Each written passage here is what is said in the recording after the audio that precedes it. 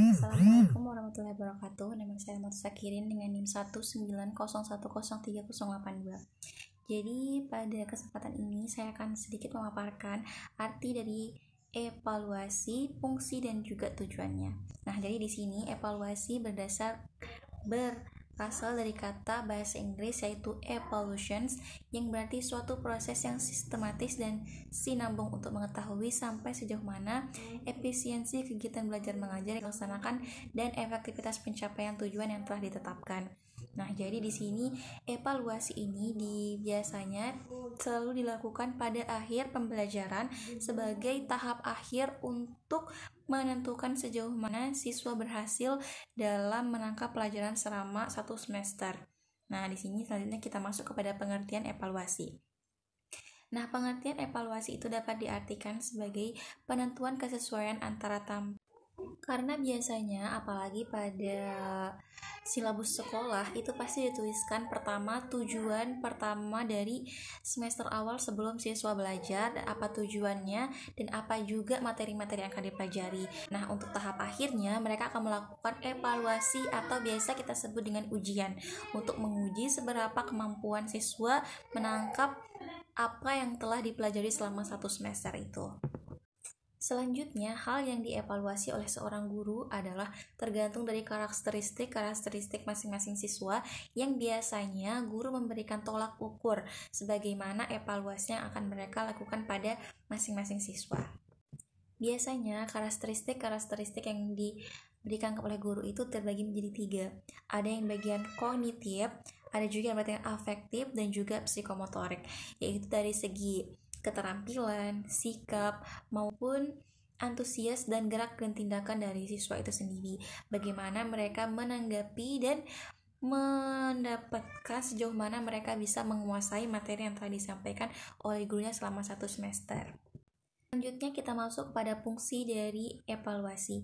Nah, di sini evaluasi itu sangat berfungsi banyak sekali seperti yang sudah saya sebutkan tadi di pertama, yaitu seperti menjadi sebuah seleksi dan juga menjadi sebuah pengukur atas keberhasilan yang dilakukan siswa dan juga sebagai alat penempatan dan juga sebagai alat diagnostik.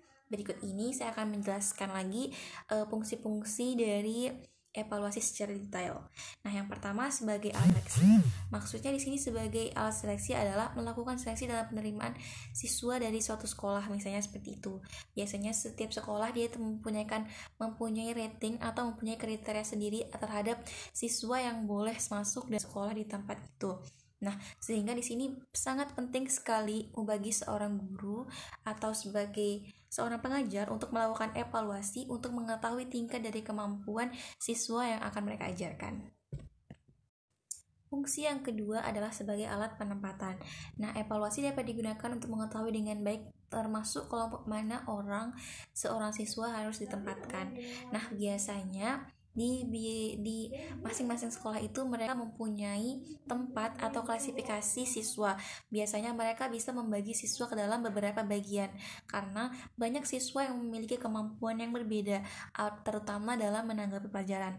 Ada termasuk kategori siswa yang cepat menanggapi, dan ada juga siswa yang termasuk dalam lambat menambati, dan juga ada yang termasuk dalam melambati tapi secara pelan. Sehingga untuk seorang pengajar agar mereka bisa dipermudah dalam belajar, mereka harus membagi dulu, mengklasifikasi siswanya masuk dalam kategori yang mana, apakah cepat menanggapi atau susah menanggapi atau sangat sulit menanggapi.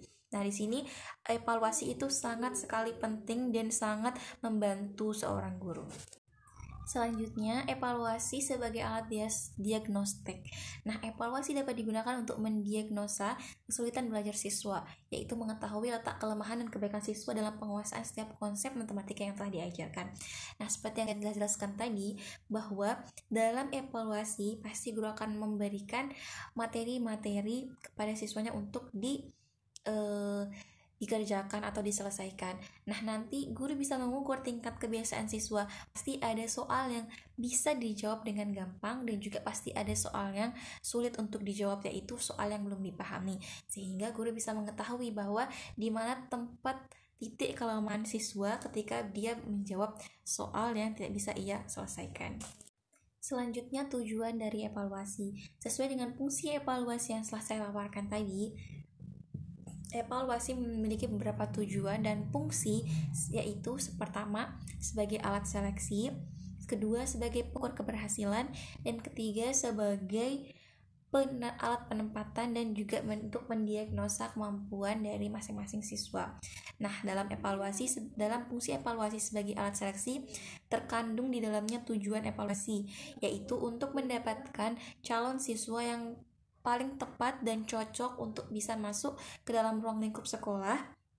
Terus, dalam fungsi evaluasi sebagai alat pengukur keberhasilan dan diagnostik terkandung di dalamnya tujuan evaluasi, yaitu untuk mengetahui seberapa jauh hasil yang telah dicapai dalam proses pendidikan yang telah dilaksanakan selama 1 semester. Nah, jadi apabila hasil yang telah dicapai itu baik, maka otomatis dalam mendidik siswa selama 1 semester itu. Nah, selanjutnya dapat dicari jalan untuk mengatasinya. Kalau misalnya hasil dari evaluasi itu buruk, otomatis guru juga akan lebih mudah menemukan jalan bagaimana mengatasi permasalahan yang sedang dihadapi oleh siswa, terutama pada materi-materi atau submateri-materi yang belum dipahami oleh siswa. Di sana kita dapat melihat hasilnya melalui evaluasi. Nah, jadi untuk menentukan pendidikan lanjutan siswa agar sesuai dengan minat dan bakat dan juga kemampuannya, itu juga merupakan salah satu contoh dari fungsi evaluasi, di mana evaluasi ini sangat-sangat penting bagi seorang siswa dan juga terutama sebagai seorang guru. Selanjutnya kita masuk kepada kedudukan evaluasi. Nah, kedudukan evaluasi dalam kegiatan belajar mengajar berada sebelum, selama, dan sesudah kegiatan belajar berlangsung. Sebelum kegiatan belajar mengajar berlangsung, evaluasi dilakukan oleh pihak sekolah, terutama guru. Hal-hal yang dievaluasi adalah meliputi calon siswa yang kita sebutkan tadi untuk menyeleksi siswa yang boleh masuk dan bisa bergabung ke dalam sekolah tersebut. Kemudian nanti pelaksanaan evaluasi di tengah pembelajaran itu maksudnya ketika seorang guru melakukan evaluasi sebelum final test dari siswa tersebut. Nah, selanjutnya kedudukan akhir dari evaluasi pada pembelajaran itu adalah ketika seorang guru melakukan evaluasi pada titik akhir, atau biasanya siswa menyebutnya pada saat semester. Itu merupakan final test yang guru berikan kepada siswa yang merupakan kedudukan akhir dari evaluasi, sehingga evaluasi ini berfungsi dari awal sampai akhir pembelajaran. Selanjutnya kita masuk kepada ruang lingkup evaluasi. Nah, ruang lingkup evaluasi ini di sini mencakup beberapa hal, tapi kita akan membahas dulu pengertiannya. Nah, di sini yang pertama tentang objek evaluasi. Objek evaluasi itu adalah segala sesuatu yang menjadi titik pusat pengamatan evaluasi, yaitu masukan, proses, dan juga pengeluaran. Seperti yang saya sebutkan pada pertama tadi, bahwa di mana masukan itu adalah evaluasi yang dilakukan pada awal, dan proses evaluasi itu adalah evaluasi yang dilakukan pada pertengahan pembelajaran, dan output keluaran itu adalah evaluasi yang dilakukan pada akhir dari pembelajaran. Selanjutnya kita masuk kepada evaluasi program pendidikan. Nah, di sini program pendidikan adalah rencana kegiatan yang dirumuskan secara operasional dengan memperhitungkan segala faktor yang berkaitan dengan pelaksanaan dan pencapaian program dalam ruang lingkup pendidikan. Jadi biasanya seorang guru pasti mereka akan memprogramkan selama 1 semester itu mereka akan mengajarkan apa kepada siswanya. Nah, di sana itu yang merupakan Selanjutnya, evaluasi program pendidikan itu kita memiliki 2 cara untuk mengevaluasi program pendidikan. Yang pertama, evaluasi secara rasional, yaitu cara yang bisa dilakukan sebelum suatu program dilaksanakan pada saat suatu program selesai dibuat. Nah, evaluasi dengan cara ini tidak mendapatkan hasil evaluasi yang bersifat kuantitatif, karena akan tetapi berupa dugaan-dugaan tentang kelayakan program yang dievaluasi itu, karena evaluasi ini dilakukan pada awal pembelajaran. Nah, selanjutnya yang kedua itu adalah evaluasi secara empirik, yaitu berarti berdasarkan pengalaman nyata di lapangan, dalam hal ini di sekolah, yaitu biasanya ini hasilnya itu belajar dari pengalaman sebelumnya yang telah dilakukan oleh sekolah, bahwa hasilnya akan sama seperti sebelumnya dan setelahnya gitu. Ini merupakan evaluasi secara empirik, tapi ini juga merupakan evaluasi yang termasuk dalam evaluasi yang masih menduga-duga. Maksudnya kan mereka belum mengetahui final testnya itu. Oke, mungkin hanya sekian penjelasan dari saya tentang evaluasi pendidikan matematika, ruang lingkup, tujuan, dan juga pemaparannya. Terima kasih atas kesempatannya. Terima kasih untuk perhatiannya dan maaf atas segala kekurangan. Semoga apa yang saya sampaikan bisa bermanfaat terutama buat diri saya sendiri dan juga buat teman-teman yang berkesempatan untuk nonton video ini. Terima kasih banyak. Terakhir, Assalamualaikum warahmatullahi wabarakatuh.